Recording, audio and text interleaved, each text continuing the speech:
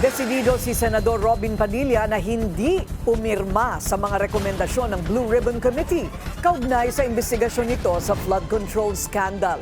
Giit niya, solid sila sa pinanghahawakang minority report. Yan ang agenda report ni Dexter Ganibe ng Abante.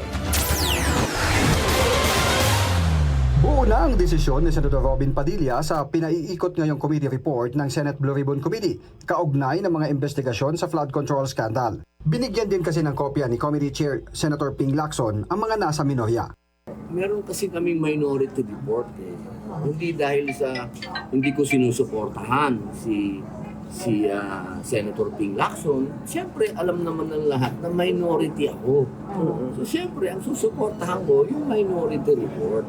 Personal at kolektibong desisyon niya ito ng minorya dahil kailangan nilang maging solid sa kanilang grupo dahil pumirma na sila sa minority report. Siyempre, kailangan solid kami sa minority, di ba? Ano yung desisyon ng aming minority floor leader, susunod kami. So as far as you know, hindi kayo pipirma buo? Ay, yun ang sabi ng aming minority floor leader.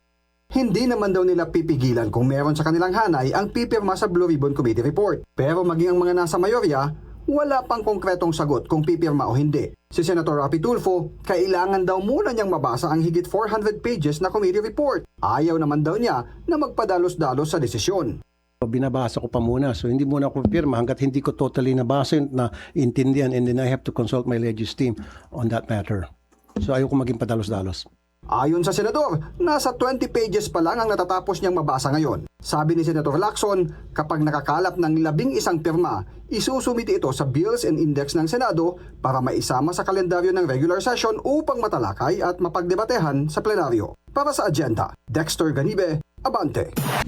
Manatiling nakatutok sa Bilyonaryo News Channel. Sumubaybay sa aming social media accounts at mag-subscribe sa aming YouTube channel para sa mga bago at eksklusibong balita.